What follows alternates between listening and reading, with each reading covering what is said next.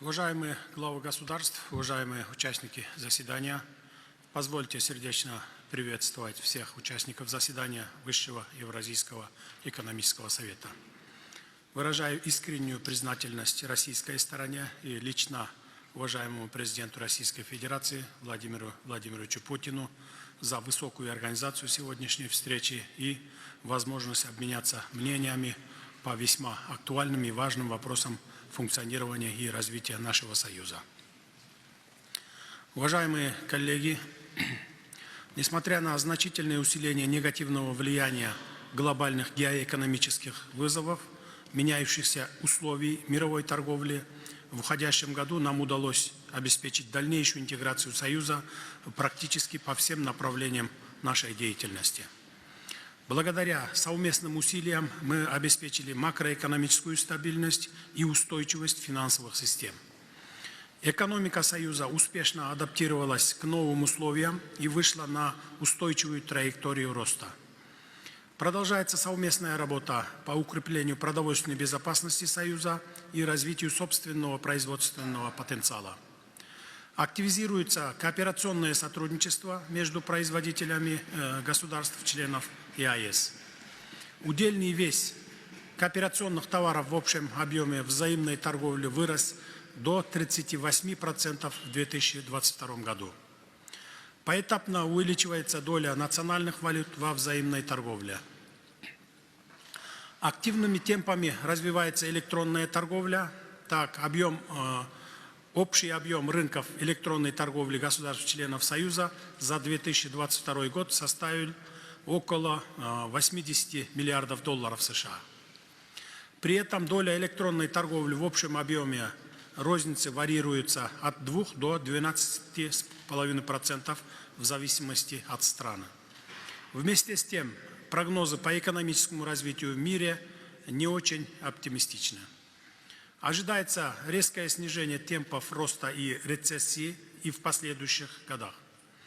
На фоне жесткой мировой финансовой конъюнктуры и пониженного уровня внешнего спроса будет усиливаться инфляционное давление. Уважаемые главы государств, несмотря на достигнутые результаты, нам необходимо продолжить совместную работу по углублению интеграционных процессов в нашем Союзе. Стремительно изменяющиеся глобальные тренды и вызовы диктуют необходимость скорейшей подготовки и принятия стратегического документа долгосрочного развития Союза. Сегодня в узком составе нашего заседания, помимо обсуждения актуальных вопросов сотрудничества, мы с вами рассмотрели проект декларации о дальнейшем развитии экономических процессов в рамках ЕАЭС до 2030 года и на период до 2045 года. При разработке дорожной карты по реализации данной декларации считаю важным тщательно подойти к вопросам обеспечения основополагающих принципов функционирования ЕАЭС, а именно в части обеспечения свободы передвижения товаров, рабочей силы, услуг и капитала. В этом направлении необходимо рассмотреть возможность разработки и внедрения механизмов однозначного толкования и реализации принципа свободы перемещения товаров в рамках взаимной торговли внутри Союза. Контролирующие органы должны четко понимать, что самый ценный ресурс у бизнеса – это время. В связи с чем мы должны исключить на уровне основополагающих документов все нормативные пробелы и возможность применения скрытых видов контроля на предусмотренных правом Союза. В целях исключения необоснованных контрольно-досмотровых мероприятий и ускорения прохождения грузов на границе при взаимной торговле ратифицировано и уже вступило в силу соглашение о применении навигационных пломб в ЕАЭС. В связи с чем считаю необходимым ускорить практическую реализацию норм соглашения и перейти к полноценному применению навигационных пломб согласно этапам внедрения. Параллельно с этим нам нужно полноценно запустить систему прослеживаемости и маркировки товаров Союза, чтобы минимизировать излишнее вмешательство контролирующих органов в деятельность участников внешнеэкономической деятельности при перемещении товаров внутри Союза. Уважаемые друзья, мировая экономика проходит этап масштабной трансформации. Под воздействием ограничительных мер и возросшим уровнем развития и потребления в восточных странах меняется география торговых потоков. В этих условиях серьезно растет роль автомобильных перевозок. Самым быстрым и гибким инструментом освоения новых транспортных коридоров остается автомобильный транспорт. Вместе с тем следует отметить, что по некоторым направлениям транспортных потоков увеличивается время прохождения контрольных мероприятий на границе. Существующая инфраструктура отдельных пунктов пропуска не позволяет обработать возросший объем грузовых перевозок.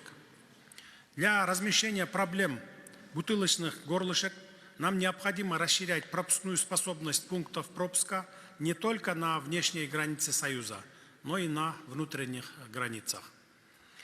Видится целесообразным также принятие совместных мер по развитию транспортной инфраструктуры и логистики внутри Союза.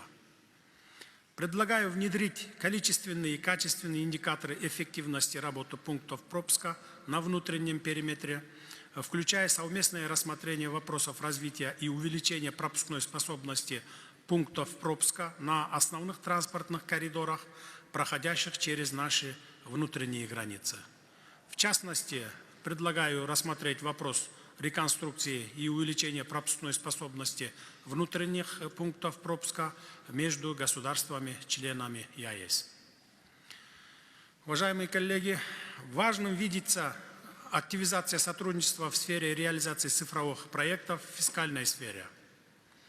В данном направлении в целях повышения прозрачности и подотчетности налоговых и таможенных органов Кыргызской Республики проведены ряд реформ по цифровизации фискальных процедур. Внедрены контрольно-кассовые аппараты, работающие в онлайн-режиме, внедрены электронные счета-фактуры и товарно-транспортная накладная в электронном виде. Начата обработка больших данных, аккумулируемых в государственных реестрах и в базах данных. Вместе с тем, ввиду разного уровня цифровизации в государствах-членах актуальным остается вопрос перехода к единым форматам и структурам электронных товарно-сопроводительных документов. В этой связи в рамках реализации цифровой повестки ЕАЭС предлагается наладить передачу накопленного опыта, готовых решений и технологий между государствами-членами для выравнивания цифрового разрыва между странами. В интересах обеспечения должного уровня доверия при информационном взаимодействии полагали бы необходимым оперативно ввести в эксплуатацию все элементы трансграничного пространства доверия, обеспечить работу интегрированной информационной системы на новой, запущенной в этом году защищенной сети передачи данных и ввести в действие общие процессы с применением электронной цифровой подписи. Уважаемые друзья, мы сделали большой шаг в развитии инструментов финансирования совместных кооперационных проектов. В рамках пилотного проекта планируется апробировать процедуру отбора, структурирования и финансирования инвестиционных проектов со стороны комиссии и институтов развития. Вместе с тем необходимо отметить, что на сегодняшний день сохраняется крен в сторону промышленно развитых стран в части имеющегося потенциала и наработанного опыта в реализации кооперационных проектов. В связи с чем параллельно с финансовыми механизмами поддержки кооперационных проектов целесообразно предусмотреть эффективные механизмы по повышению потенциала институтов развития стран с малой экономикой в части подготовки и отбора проектов. Предлагаем рассмотреть возможность выработки дополнительных критериев, увеличивающих перспективу участия стран с малой экономикой в ключевых кооперационных проектах, создающих цепочку добавленной стоимости и локализации производств с высокой потребностью в квалифицированной рабочей силе. Уважаемые коллеги, отдельного внимания требует вопрос дальнейшего развития единого рынка труда. Достичь высоких темпов экономического роста Развитие высокотехнологичных производств невозможно без укрепления и развития трудового потенциала наших стран. В настоящее время на рынке труда происходят существенные изменения, которые требуют от нас оперативности в адаптации к новым условиям. Развитие технологий приводит к появлению новых гибких форм занятости, таких как самозанятость, платформенная и дистанционная работа. Эти формы занятости приобретают все большую популярность и развиваются быстрее, чем нормативная база Союза, что может создать препятствия для работников и работодателей.